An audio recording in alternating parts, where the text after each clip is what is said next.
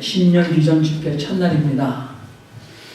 사실 제가 세 분의 말씀을 전하시는 분들 중에 가장 나이가 어린데 제가 가장 먼저 하게 됐습니다. 여러분들 먼저 하는 사람의 부담을 하시지요.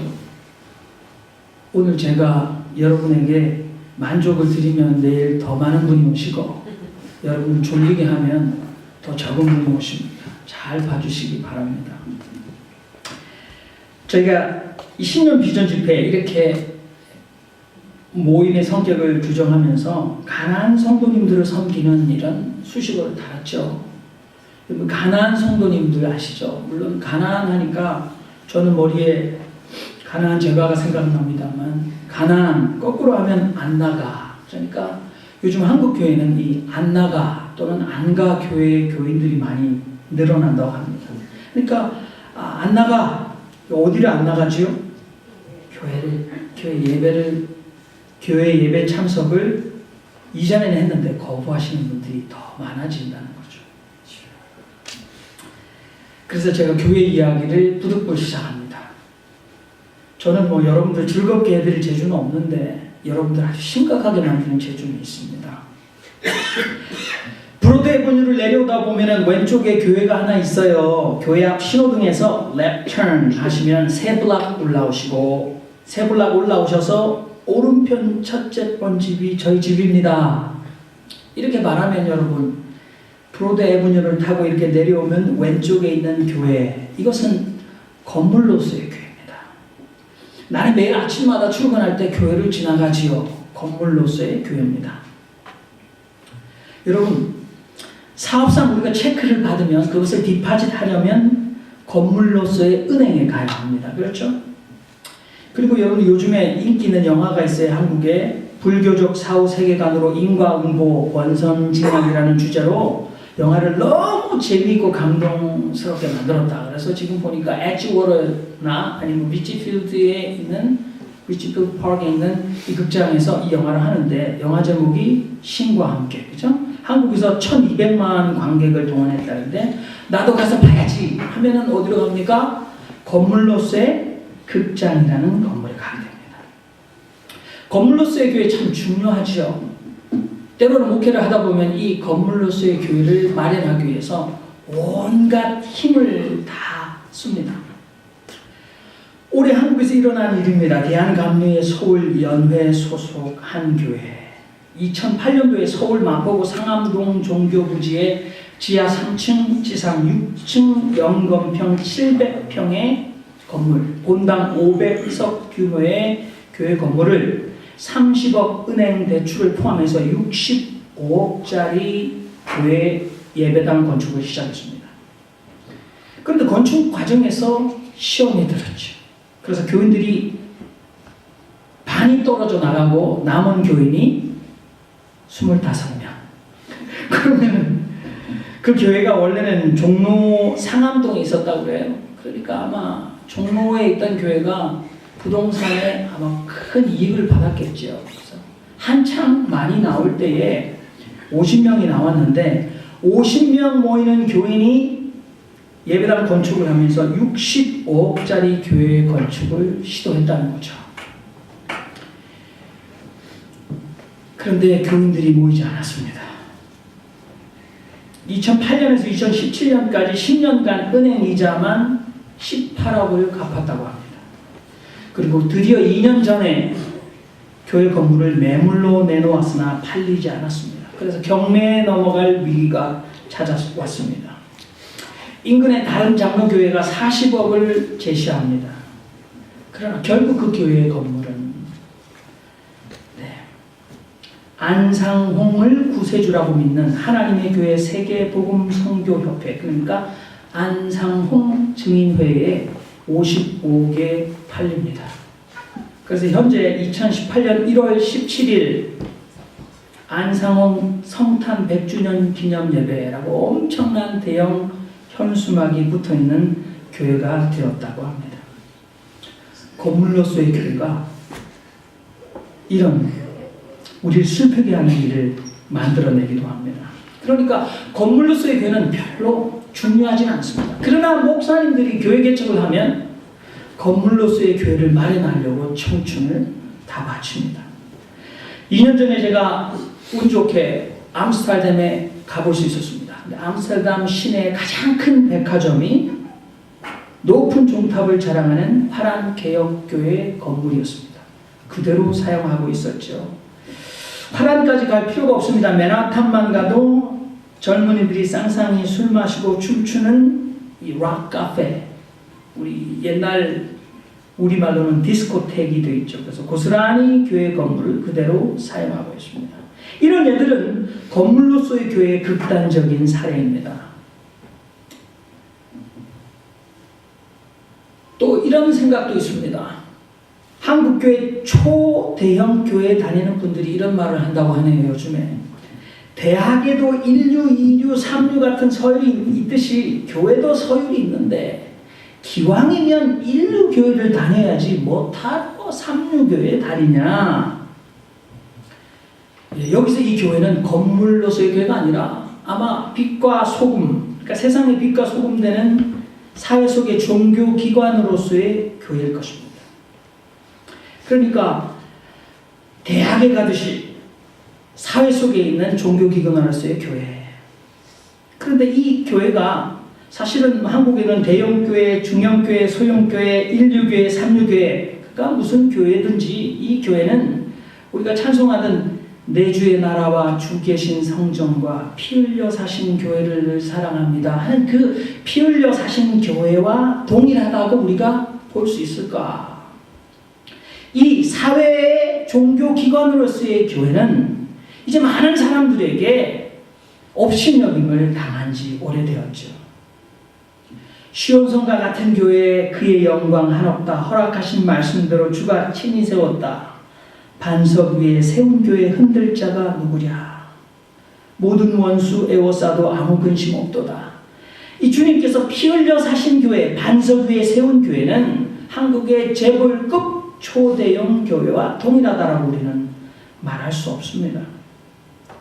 요즘에 인터넷에 보면 아주 지식 있는 평신도들이 많습니다. 그 중에서 제가 가장 그분의 글을 읽으면서 가슴 아픈 분의 글이 있는데 그분은 어쩔까나 한국교회라는 책을 쓰신 신성남 집사님입니다. 이분의 글에 보면 목사교가 망해야 예수교가 산다. 인터넷 가면 읽으실 수 있어요. 이렇게 글이 적나라하게 쓰여져 있습니다. 여러분 가슴이 아파도 들어보십시오. 목회 비리가 너무 만성화되고 체질화하여 막장 드라마보다 더 심합니다. 헌금 횡령은 한 번 먹었다 하면 보통 수억 또는 수십억이고 성범죄 최고 직업군 중에 하나가 목사직이고 표절이 만연하여 신학 논문은 물론 설교까지 거의 복사 수준이고 동네 교회 목사가 장관이나 도지사보다 더 많은 돈을 챙겨가고 그리고 시대착오적 교회 세습은 이미 3대 세습을 넘볼 지경이 되었다. 이분은 목사가 아니라 목사 또는 담임 목사가 아니라 담임 독사를 향한 독서를 여기서 멈추지 않고 소위 말해서 기독교인, 그러니까 이 기독교인을 영어로 하면 크리스찬이죠. 그러니까 follower of Christ, 그러니까 그리스도를 따르는 자들. 그런데 제가 학교 다닐 때는 Sunday 크리스찬이라는 말이 나왔습니다만 요즘에는 개독교인이라고 표현하지 않습니까? 그러니까 이 개독교인을 향한 그의 독서도 빠져있지 않습니다. 이렇게 기록됩니다. 더구나 그들의 교인들은 더욱 가관입니다. 뭘 좀 바로 알아야 면장을 하든 통장을 하든 제대로 할 것인데 그저 복만 내려주면 아무 무당이나 다 좋다고 합니다. 표절 목사든 횡령 목사든 성추행 목사든 사기꾼 목사든 상관하지 않습니다. 나만 잘하고 나만 복받다가 천국으로 직행하면 만사는 땡입니다. 교회가 썩든 목사가 썩든 그건 하나님께서 알아서 하실 일이니 그저 조용하고 화목한 교회가 되도록 입 다물고자 합니다. 게다가 많은 장로들 또한 너무 무능해서 겨우 목사의 하녀로 자족하는 수준이니 집사들 수준도 저절로 돌쇠 수준이 되었습니다. 한국교회가 총체적 난국 상황입니다. 이민자 교회는 어떨까요? 지금 미국에 온 이민자가 270만이라고 하는데 60%가 교회나 성당에 출석합니다. 약 400명당 교회가 하나꼴인데 총 3,767여 교회가 지금 미주에 있습니다.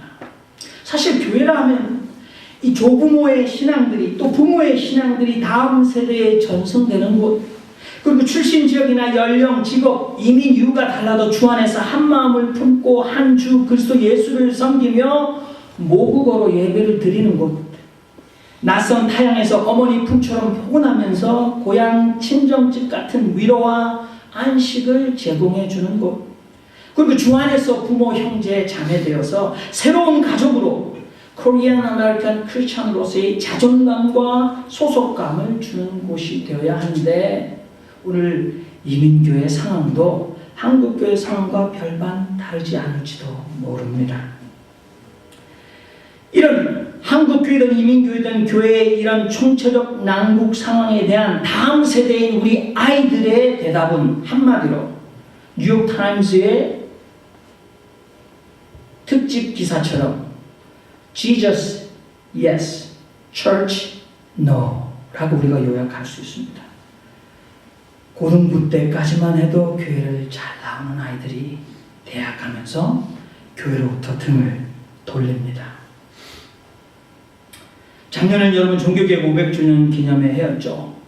생각해보시죠. 중세 로만 캐톨릭 처치와 프로테스탄트 처치 사이의 다른 모습은 무엇이었겠습니까? 중세 교회의 모습은 진정으로 성경이 말하는 교회의 모습인가? 라는 물음이 생겼죠. 그러니까 종교개혁은 올바른 교회의 본질을 회복하는 개혁이었습니다.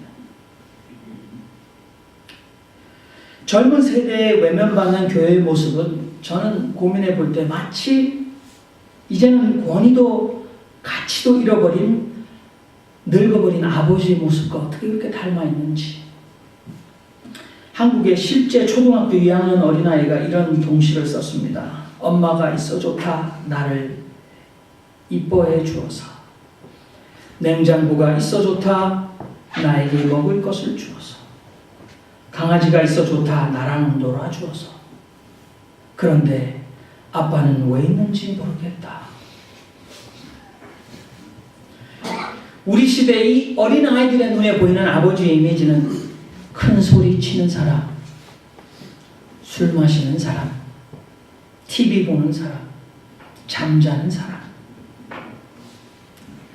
그처럼 절대 권위가 무너지고 선생님의 권위도 땅에 떨어지고 아버지의 권위도 땅에 떨어진 것처럼 이 시대에 교회의 권위도 사람들이 안주거리가 되어버렸는지도 모릅니다. 가난한 교인, 가난한 성도, 왜 교회를 떠났을까요? 그분들의 이유들이 많습니다. 목회자에 대한 실망, 독선적인 교회 운영, 기복주의, 헌금 11조 예배 강요, 직분자들의 부정과 비리, 신앙 갈등, 지나친 간섭, 사생활 침해, 세상에 재미있는 것들이 너무 많아서 성경은 나더러 주여 주여 하는 자마다 천국에 다 들어갈 것이 아니요 다만 지역교회에 52주 성수주의를 하는 자라야 들어가리라 이렇게 말씀하지 않습니다. 그렇죠. 때로는 여러분 우리가 천국에 들어가는 조건 가운데 반드시 소위 세상 사람들의 일요일 또는 주일마다 교회에 출석해서 나가는 것이 필수 조건이 아닐 수도 있습니다.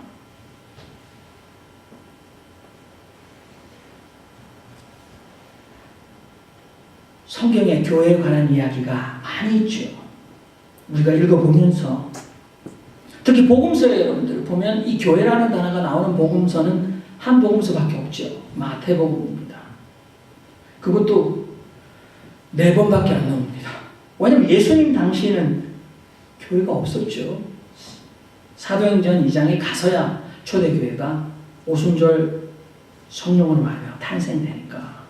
그런데 우리에게 마태는 그의 경험을 통하여 교회라는 단어를 사용하고 있는 값진 복음서인데 거기에 보면 이렇게 주님 말씀하셨죠. 내가 이 반석 위에 내 교회를 세우리니 음부의 권세가 이기지 못하리라. 마태, 마가, 누가, 요한 4복음서 중에 교회라는 단어가 딱 4번 나오는 유일한 복음서입니다. 복음서를 통해서 오늘날 교회 안 나가도 된다. 교회 출석하지 않아도 된다. 교회 같은데 이제는 안 나간다. 아직도 교회 다니냐? 라는 이 가난한 교회 성도들을 향해서 또는 가난한 성도들을 향해서 성경은 뭐라고 말씀하실까요? 주님은 우리에게 어떤 교훈을 주시겠습니까? 가난한 성도들을 향해서 착하고 충성된 종들아 잘하였다. 너희가 거짓 선지자들을 알아보았구나. 저들은 양의 옷을 입고 너에게 나오지만 속은 노략질하는 일이다. 그러니까 그 교회를 잘 나왔다라고 칭찬을 하실까요? 진정한 교회는 제가 말씀드렸듯이 건물로서의 교회도 아니고 사회기관, 종교기관 안에서의 교회도 아니죠. 진정한 교회는 신앙 공동체요, 구원 공동체요, 성도들의 교제가 있는 곳인데 때로는 지역교회와 다를 수도 있습니다. 교회는 여러분 마태복음에는 이렇게 주님이 가르치셨어요. 너희 두세 사람이 내 이름으로 모인 곳에는 나도 그들 중에 있느니라. 그러니까 두세 사람이 주님의 이름으로 모인 그 장소, 시간, 그곳에 주님이 함께 계시니까 그것은 임마누엘 현장입니다. 그것이 참 교회죠. 그래서 주님께서는 우리에게 이렇게 기도를 가르쳤어요. 마태복음에 여러분, 하늘에 계신 우리 아버지여, 오늘날 우리에게 일용할 양식을 주옵시고 우리를 시험에 들게 하지 마옵시고 우리가 우리에게 죄 지은 자들을 사하여 준 것 같이 우리 죄를 사하여 주옵소서. 그러니까 오늘날 교회 나가지 않고 나 혼자라도 신앙을 잘 챙길 수 있다고 믿는 자들에게 교회는 성도들의 공동체다라고 얘기합니다. 바울은 교회를 코뿔스 크리스티, 그리스도의 몸이다라고 얘기했습니다. 그리스도가 머리시고 우리는 각 지체다. 여러분 몸에서 이 손가락이, 무릎이, 팔이 몸에서 떨어지면 죽음입니다. 그렇죠. 손가락이 하나가 제 손에서 떨어지면 분리되는 순간 죽음이죠. 자양분이, 피가, 산소가, 영양분이 공급되지 않습니다. 그처럼 주님이 다시 오실 때까지 우리는 몸 대신 교회에 속해야 하는 거죠. 아무리 지역교회가, 제도적 교회가, 건물로서의 교회가 불합리하고 불의와 모순과 아픔이 그 속에 있다고 해도 우리는 주님 몸 대신 교회에서 결단코 우리 스스로를 분리해서는 안 됩니다. 마태복음 주님께서 이렇게 말씀하셨죠. 하늘에 계신 우리 아버지를 주님은 너희라고 말씀하십니다. 한 사람이 아니라 복수로 말씀하시죠. 마태복음 28장에 주님 어떻게 말씀하십니까? 너희는 가서 모든 족속으로 제자를 삼아 아버지와 아들과 성령의 이름으로 세례를 주고 내가 너희에게 가르친 모든 것을 지키게 하라. 내가 너희에게 분부한 모든 것을 가르쳐 지키게 하라. 볼지어다 내가 세상 끝날까지 너희와 항상 함께 있으리라. 이 복수의 신앙 공동체, 그것이 교회입니다. 그래서 여러분들 오늘 설교 제목이 뭡니까? 이 생명 다 바쳐서 죽도록 사랑하고 그러니까 제목은 뭡니까? 미워도 다시 한 번이지 않습니까? 그러니까 교회가 미워도 다시 돌아봐야 되는 거예요. 결코 떠나서는 되지 않습니다. 제가 교회에 개척을 해서 4년째입니다. 그런데 제가 손으로 헤어보니까 왔다가 남아 계신 분 말고 나가신 분이 훨씬 많아요. 2배 많으니까 그럴 수도 있다. 3배 많으니까 4배 많으면은 내가 잘하고 있나 뭐 이런 생각 드는 거 아닙니까? 그런데 여러분들 어느 목사님이 이렇게 조크를 하셨어요. 바이올린이나 첼로나 베이스나 이렇게 왔다 갔다 할 때 소리가 나듯이 교인들도 그저 왔다 갔다 하니까 목사 너무 신경 쓰지 말라고. 가슴이 아프긴 하지만 그래 세상은 넓고 교회는 많으니까 왔다 갔다 하시겠지. 안 나가시면 안 되는 거예요. 어디든 가셔야 됩니다. 근데 많은 분들이 자신의 문제를 가지고 교회를 아니라 자신이 가진 문제를 가지고 그대로 그 교회를 그 문제를 치유하지 않고 다른 교회로 딱 가면 그 문제가 먼저 거기서 기다리고 있어요. 그렇죠? 그래서 어른들은 이런 얘기를 했어요. 고양이 피하려다가 호랑이를 만난다. 호랑이 만나다 좋아요. 여러분 호랑이 만나보셨어요? 호랑이 한번 만나서 열심히 신앙을 배우면 그걸로도 할렐루야죠. 그러니까 아무튼 우리 김한 목사님이랑 저는 그냥 왔다 갔다 하신다. 교회는 왔다 갔다 하시니까 그리고 또 안 붙들면 서운해 하시더라고. 가시면 어떻게 이렇게 해야지. 또 오셨는데 환영 잘 안 하면 또 서운해 하시니까 아이고 오셨습니까? 뭐 또 가시면 가셔서 잘 하십시오. 만나면 웃으면서 우리는 준비가 되어 있어요. 목사라서 훈련 많이 해가지고. 김만 목사님 안 그러세요? 김 목사님 보니까 그런 것 같아요. 제가 이제 서론을 마쳤는데 본론으로 들어가야 되는데 목사님 이게 되셨어요? 다른 거 안 됐죠? 네. 본문으로 제가 여기 한번 가보도록 하겠습니다. 근데 이 목사가 가나안 교회를 얘기하고 교회 얘기를 하다가 본문으로 언제 들어가냐? 이제 본문으로 들어가 보겠습니다. 누가복음 7장 36절에서 50절. 이게 성경 본문을 너무 길게 하면 여러분 부담되는데 제가 길게 잡았어요. 누가복음 7장 36절에서 50절 긴 얘기입니다. 예수님께서 한 바리새인의 집에 식사 초대를 가서 일어난 일. 그런데 누가가 이 성경을 기록할 때 정말 보석같이 아름답게 이 말씀을 기록했습니다. 여러분들 이게 사실 장절이 만들어진 거는 16세기에 일어난 일인데 원래 처음에는 장절이 없었는데 우리가 편의상 장절을 보시면 36절에서 37절까지 성경이 보면 여러분들 어떻게 되어 있습니까? 한 바리새인이 예수께 자기와 함께 잡수시기를 청하니 이에 바리새인의 집에 들어가 앉으셨을 때에 그 동네에 죄인인 한 여자가 있었다. 여기가 도입 부분입니다. 등장인물 바리새인, 예수님, 여인. 그렇죠.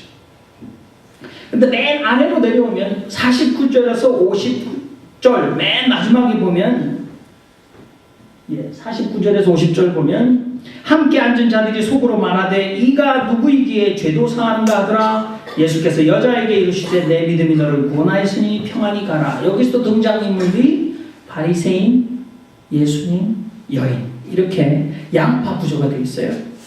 그리고 37절 후반절부터 38절까지 여자의 행동, 그리고 B-로 내려오면 44절에서 48절까지 긴 말씀으로 예수님이 시몬에게 이 여자가 이렇게 했다라고 그 행동에 대해서 말씀해 주시죠. 그리고 39절 C입니다. 39절에서 40절까지 바리새인과 예수님이 대화하시고 42절 후반절에서 43절까지 또 바리새인 시몬과 예수님이 대화하시죠.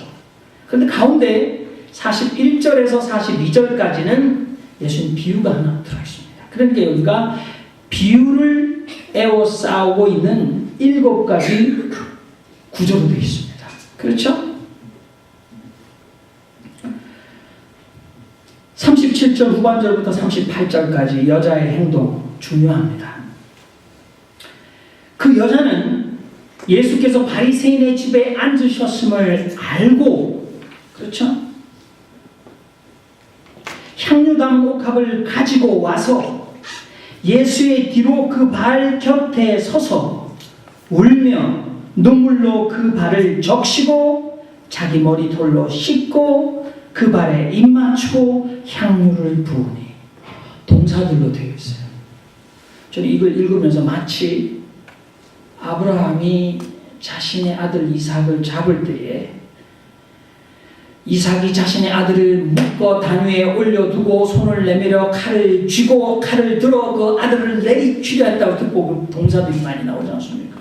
오늘 여기 이 여인은 예수님이 거기에 초대받으셨음을 알았고, 그리고 그 여인은 향유 옥합을 가지고 왔고 예수님 뒤로 곁에 서서 울었고 눈물로 예수님의 발을 적셨고 자신의 머리털로 예수님의 발을 씻기고 예수님의 발에 계속해서 입 맞추고 향유를 부었다라고 얘기합니다. 여기 그 성읍에 죄인인 한 여자가 있었다. 죄인인 한 여자는 오늘 누가복음 전체를 보면서 누구인가 우리가 알아채야 합니다. 학자들은 이 여인은 창녀였을 가능성이 굉장히 높다고 얘기합니다. 왜냐하면 누가복음에는 죄인에 대한 굉장한 관심들로 가득 차 있습니다. 여러분, 누가복음 5장 31절에 내가 의인을 부르러 온 것이 아니요 죄인을 불러 회개시키러 왔다라고 말씀하세요.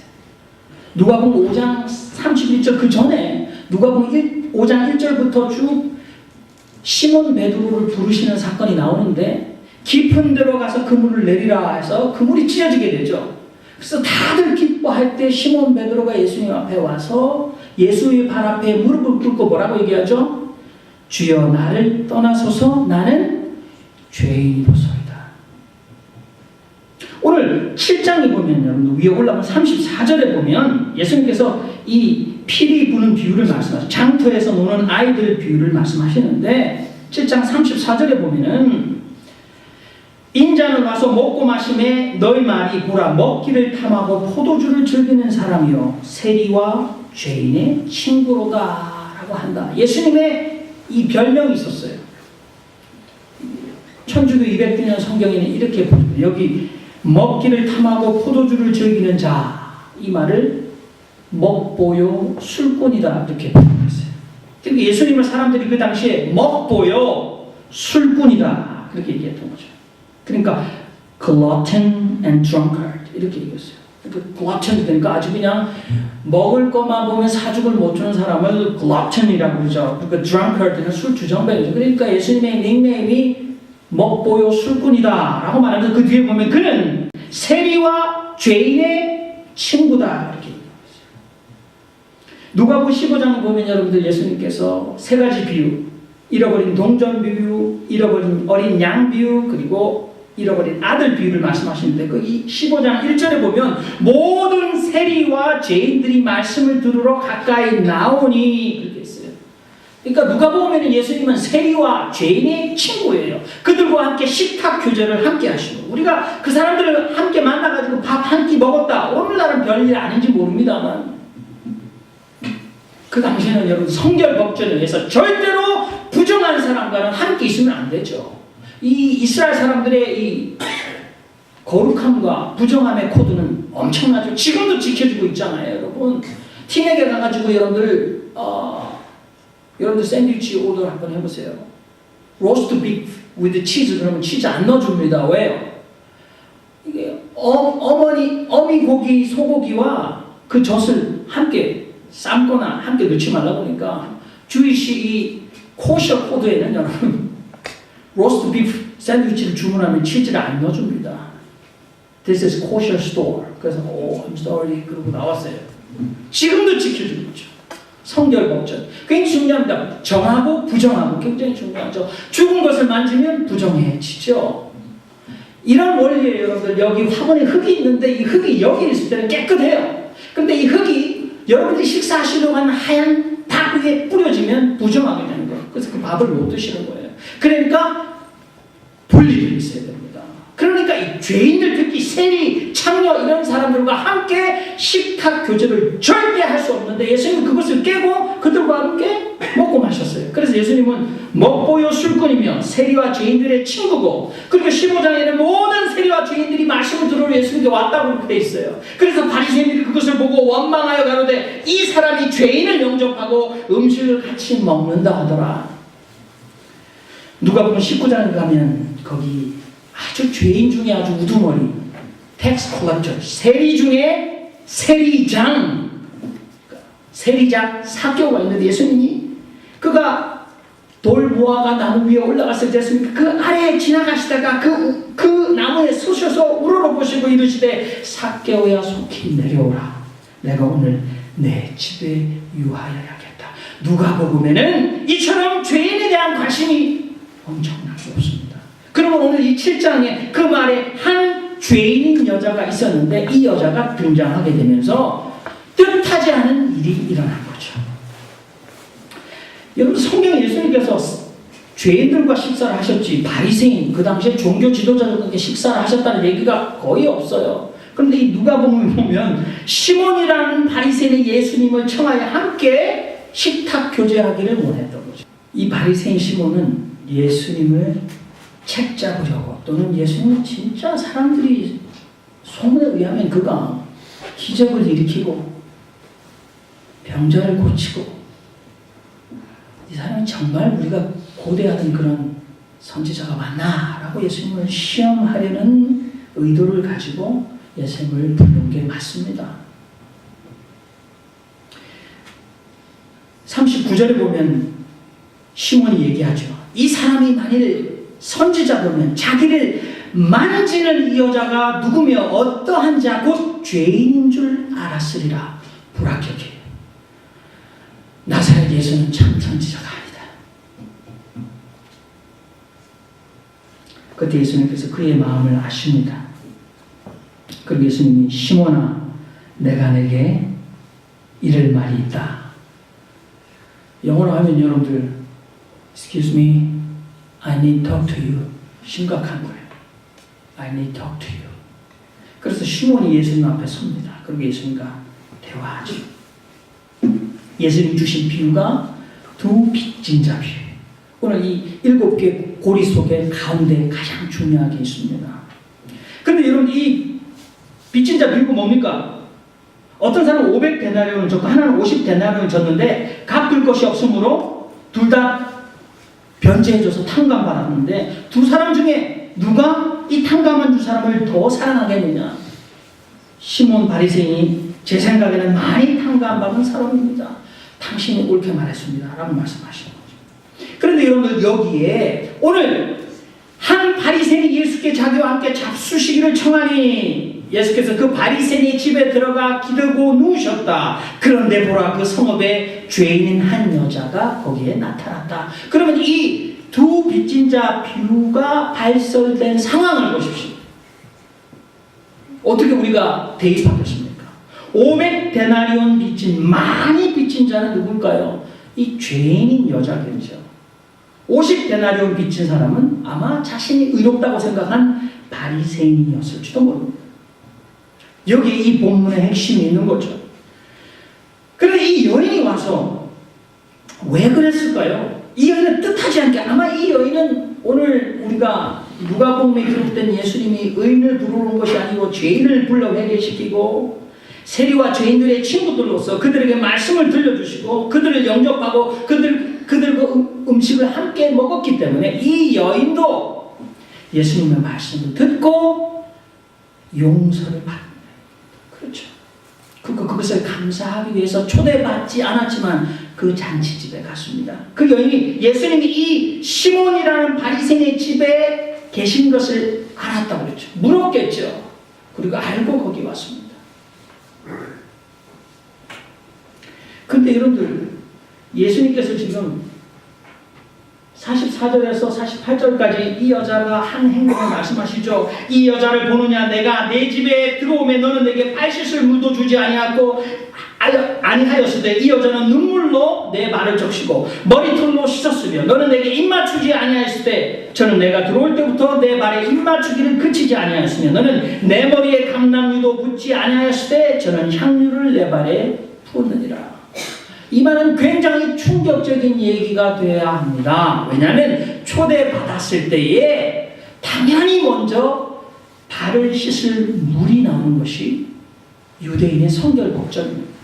여러분, 가나안 혼인잔치에 손을 씻을 물 항아리가 6이 있었습니다. 그들이 손을 씻지 않으면 밥을 먹지 않았습니다. 오늘 우리가 상상하는 것보다 훨씬 더 중요한 종교적 의무였습니다. 그러나 예수님이 그 잔치집에 초대받아 들어갔지만 예수님의 손 씻을 물도 발 씻을 물도 주어지지 않았습니다. 그리고 예수님의 머리에 랍비면 당연히 그 랍비를 환영하는 의미에서, 존중하는 의미에서 기름이 감람유가 나와야 되는데 그 감람유도 나오지 않았습니다. 의도적으로 공개적으로 예수님을 모욕하였습니다. 이 여인은 그 사실을 보았습니다. 예수님이 들어왔을 때 심지어는 거룩한 입맞춤, 그것은 인사예요. 그렇죠? 여러분, 초대받아 갔는데 집주인이 여러분에게 아는 척도 하지 않고 인사도 하지 않았다면, 여러분의 띵동하고 문이 열렸는데 그 집주인이 여러분을 어서 오십시오, 추운데 여기까지 오시느라 수고 많으셨습니다. 이 얘기가 주어져야 되는데 띵동하고 문을 열었는데 그 주인이 고개를 싹 돌리고 먼저 들어가서 버린다면, 그리고 자리에 앉았는데 앉으라는 말도 없었고 여러분에게 그동안 어떻게 지냈었습니까? 라는 아무런 안부가 없었다면, 그러나 예수님 당시에는 굉장한 모욕입니다. 아무 일도 일어나지 않았기에 이 여인은 초대받지 않았지만 그곳에 가서 그 예수님께 감사하기 위하여, 또 이 상황을 보고 예수님이 이 바리새인들에 의하여 둘러싸여 엄청난 모욕을 받으시는 것을 보고 그 여인은 슬퍼서 울었을 것입니다. 그리고 그 여인은 계획하지 않았지만 예수님 뒤로 나아가 그의 곁에 서서 울다가 결국 그 눈물로 예수님 발을 적시고, 내가 손 씻을 물도 발 씻을 물도 주어지지 않았지만 내 눈물로 예수님 발을 적셔드려야 되겠다. 그리고 그 여인은 과감하게 머리를 풉니다. 그리고 그 머리털로 예수님의 발을 닦습니다. 이 여인이 행한 행동에 세 가지 충격이 있죠. 보통 사람들이 여러분들 볼이나 손에 입을 맞추는데 발에 입 맞추는 행위는요, 무릎을 꿇거나 엎드려야 할 수 있기 때문에 이것은 자신의 생명을 살려준 사람에 대한 최고의 감사의 표시입니다. 그런데 이 여인은 그렇게 했습니다. 그리고 공공장소에서 여자가 자기 머리카락을 보여주는 행위는 마치 온 몸을 나체로 벗은 몸으로 보여주는 것과 똑같았습니다. 또한 유대인들은 여자가 자신의 머리카락을 보여주는 것은 외간 남자와 함께 목욕하는 행위와 똑같다고 생각했습니다. 그러나 이 여인은 많은 공적인 자리 앞에서 자신의 머리를 풀었습니다. 그 당시 경건한 여인은 자기 집에서조차 머리카락을 식구들에게 보여주지 않았지만 이 여인은 자신의 머리카락을 풀어 예수님의 발을 닦았습니다. 그리고 쉬지 않게 예수님의 발에 입을 맞추고 자신이 준비한 향유를 예수님의 발에 다 부었습니다. 엄청난 충격은 오늘 이 바리새인 시몬이 말했던 것처럼 자기를 만지는 이 여자가, 생각해 보십시오. 창기인 여자가 예수님께 와서 초대받지 않았지만 예수님의 발을 만졌습니다. 부정한 죄인이 지쳐높은 라피를 몸을 만졌습니다. 그런데 예수님께서는 이 여인의 행동을 용납하고 계셨습니다. 그것이 시몬에게 엄청난 충격이었습니다. 자기 몸에 이 여인의 손이 닿음을 허락하시고 이 여인이 머리를 풀어 머리를 드러낸 것을 주님께서는 용납하셨습니다. 왜일까요? 이것은 예수님의 자기 계시입니다. 누가복음이나 요한복음에 보면 향유를 부은 도유사화에 보면 예수님의 죽음과 연관되어 있고, 오늘 누가복음에서도 이 여인이 이렇게 예수님에게 향유를 붓는 것은 예수님께서 기름 부음을 받는 자 메시아인 자기 계시를 예수님이 인정하고 계셨고, 더더구나 나아가서 이 여인은 예수님이 마땅히 기름 부음을 받으셔야 할 오신 그분인 것을 이 여인은 알았습니다. 그렇지 않고서야 이 여인이 이런 일을 할 리가 없습니다. 이 본문의 맨 마지막에 보면 바리새인들은 서로 묻습니다. 이가 누구기에 죄도 사하는가? 이 사람이 누구인데 죄도 용서하는가? 경건했던 유대교 바리새인들은 예수님의 정체를 알지 못했습니다. 그러나 죄인이었던 이 여인은 예수님이 오신 그분인 것을, 자신을 위하여 자신의 몸을 대속해서 드릴 구세주라는 사실을, 자신의 온 죄를 용서하신 하나님이 보내신 자이시라는 것을 그 여인은 알고 있었습니다. 그러므로 이 이야기는 충격적이어야 합니다. 여러분, 결론으로 들어가겠습니다. 성경 어디에도 예수님의 말씀에 감격하여 예수님의 사랑에 감동하여 이만한 감사와 사랑을 온 종교 지도자 남성들이 보는 눈앞에서 모욕과 수치를 아랑곳하지 않고 자신이 가진 전부를 드리며 눈물과 머리털과 매우 값지고 비싼, 심지어는 1년치 임금을 지불해야 살 수 있는 향유 전부를 머리가 아니라 발에 통째로 쏟아붓는 사건이 없습니다. 왜 그랬을까요? 여러분, 왜 그랬을까요? 그 여인은 자신의 죄를 용서받았기 때문이죠. 오늘 500데나리온을 탕감받은 여인은 바로 이 여인입니다. 마태복음에는 1만 달란트 탕감받은 자 비유가 나오죠. 금 1만 달란트가 여러분들 금 몇 킬로그램인지 아십니까? 34kg입니다. 금 1달란트가. 그러면 금 1만 달란트는 금 34톤이에요. 그러니까 금 1달란트가 남자가 20년 동안 벌어야 될 돈이에요. 20억이라고 합시다. 그러면 20억 곱하기 만이에요. 저는 산수를 못해서 얼마나 값지게 나간지 알 수 없습니다. 1만 달란트 탕감받은 자 비유는 오늘 이 500데나리온 탕감받은 비유와 동일합니다. 엄청난 죄를 주님 앞에 탕감받았습니다. 그러므로 주님은 많은 죄가 사여지고 많이 탕감받은 자는 많이 감사하고 적게 탕감받은 자는 적게 사랑한다라고 말씀하십니다. 오늘 여기 주님께서 44절에서 48절에 이 여자의 행동을 다시 한번 말씀하실 때 보면 이 바리새인 시몬을 향하여 이 여인은 이렇게 하였지만 당신은 그렇게 하지 않았습니다. 이 여인은 쉬지 않고 이렇게 하고 있습니다만 당신은 이것도 하지 않았습니다. 이 여인은 이것을 나를 위하여 허비하였습니다만 당신은 이것도 내게 주지 않았습니다. 마치 마태복음 25장에 내가 죽였을 때 너는 나에게 먹을 것을 주지 않았고, 내가 목말라 했을 때 나에게 물을 주지 않았고, 내가 아파했을 때 돌아보지 않았고, 내가 갇혀있을 때 나를 돌아보지 않았다라는 말씀과 동일하게 우리의 가슴을 찌릅니다. 이 여인은 자신이 전부를 들여서 예수님을 향한 사랑을 보여주었습니다. 이만큼 이토록 사랑했던 죄인은 한 여자의 감사와 사랑이 오늘 본문 말씀입니다. 여러분, 혹시나 여러분들이 교회에 상처가 있거나 교회를 떠났거나 또 때로는 교회 속에서 만나는 성도들이 또는 교회 지도자가 여러분의 마음을 흡족하게 하지 않더라도, 그러나 이 교회는 주님께서 우리 가운데 임재하시는 교회배야. 우리가 모여 함께 예배하며 하나님의 말씀을 배우고 함께 기도하며 때로는 우리의 관계가 우리를 힘들게 하지만 그것을 통하여 참 신앙을 배워가야 하는 신앙의 공동체로 인정하기를 원합니다. 주님께서 이렇게 말씀하십니다. 여러분들은 시몬 바리새인의 입장에서 주님의 말씀을 들으셔야 합니까?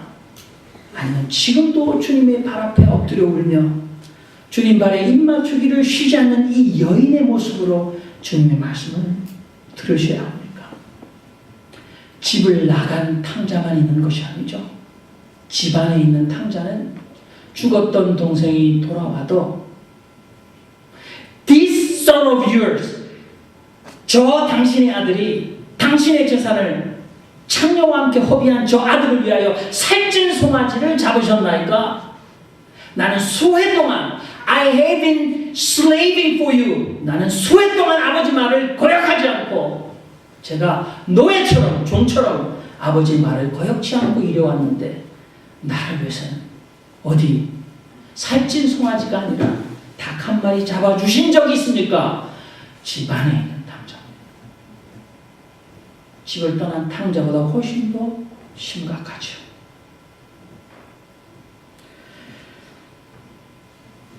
주님께서 시몬을 부르십니다. 주님은 아마 이 시몬 바리새인도 사랑하셨을 거예요. 그래서 그에게 이런 귀중한 두 빚진 자 비유를 가르쳐 주시고 또 그에게 여러 말로 물으시면서 그가 깨닫기를 바라셨을 것입니다. 시몬, 나는 그대에게 드릴 말이 있습니다. 이 여자가 보입니까? 이 여자를 보시기 바랍니다. 우리 조상들이 오랜 나그네 대접의 미풍양속을 따르지 않더라도 손님이 오면 발 씻을 물 정도는 내어주지 않습니까? 그런데 당신은 발 씻을 물도 주지 않았지요. 그런데 이 여인은 눈물로 내 발을 적시고 그 머리털로 씻어 주었습니다. 발 씻을 물 내는 것을 깜빡했다고 합시다. 손님에게 입맞추어 인사하는 것이 예인데 그대는 무슨 연유인지 나를 잔치에 청하고도 입맞추어 인사하지 않았습니다. 하지만 이 여인은 내가 들어온 이후부터 줄곧 내 발에 입맞추기를 그치지 않고 있습니다. 그대는 흔한 올리브 기름조차 주어 내 머리에 바르도록 하지 않았습니다.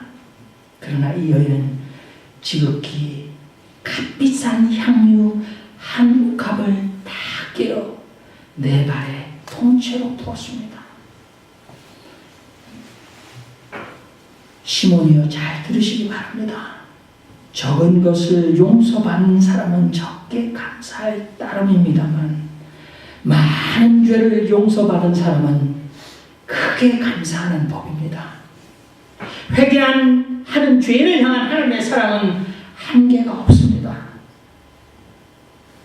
제가 보기에는 스스로 경건하다 의롭다 믿는 당신보다 이 여인이 훨씬 더 하나님 나라에 가까이 있는 자 같습니다. 이 여인이 내게 보여준 극진한 사랑과 감사는 곧 하나님을 향한 사랑과 감사라는 것을 그대는 아직도 모르시겠습니까? 그대는 무슨 권리로 이 가련한 하나님의 딸을 향해 경멸과 조롱을 퍼부을 수 있다고 생각하십니까? 당신은 죄인을 향한 하나님의 사랑을 이해하지도 못하면서 어떻게 하나님의 말씀을 읽고 찬양하며 기도하며 하나님을 잘 안다고 자부할 수 있단 말입니까? 여러분, 이 시간 눈을 감으시기 바랍니다. 이 비유를 듣고 이 가르침, 이 물음을 듣는 우리는 누구입니까? 여러분들은 1만 달란트 탕감받은 자입니까? 아니면 50달란트 탕감받은 자입니까? 묵상하시기 바랍니다. 가난한 성도들을 향하여서도 하나님은 지금도 돌아오기를 기다리고 계신데 우리도 그들을 향한